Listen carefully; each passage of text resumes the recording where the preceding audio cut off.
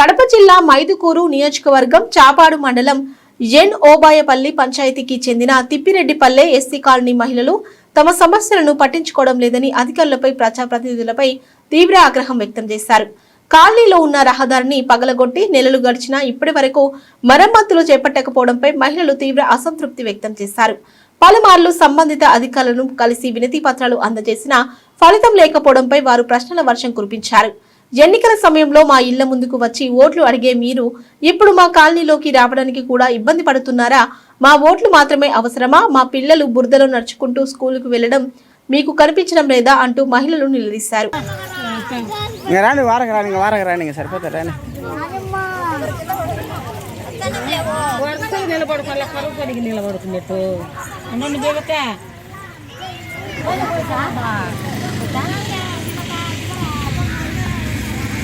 ఏమేమి మాట్లాడుతుందా? ఏం సార్ మీకు ఓట్లు వేయాలనా లేదా, మాకు దావలు ఇస్తారా లేదా అని మేము అడుగుతాం. ఏం భయం? దావలు దంకలు లేకుండా చేసినారు. పిల్లలు స్కూలుకు పోయేదానికి లేదు, మేము ఎట్ట పోయేదానికి మాకు హస్తకారం లేదు. ఆ పక్క రోడ్డు బాగా దిగినారు, ఈ పక్క ఉన్నారు. నువ్వు వచ్చి చూసిపోయినావు, మాకు ఏం చెప్తావో మాకు చెయ్యి. ఇవన్నీ నీళ్లు బారి మేము బురదలో నడసాలంటే నడసలేం సార్. మేము ఎప్పటికైనా కూడా మేము చిన్న పిల్లలు ఓట్లకు వచ్చినప్పుడు చెప్తాము. దండాలు అన్ని పెడుతున్నాం, మీకు దండాలు పెట్టి మేము అన్ని చేసినాం సార్. మేము నరకము అనుభవిస్తున్నాము, మాకు చుట్టూ దావాలు లేవు. మాకు ఏం చేస్తారో మీరు చేయండి సార్. మాకు ఓట్లకేమో దండాలు పెడతా వచ్చారు.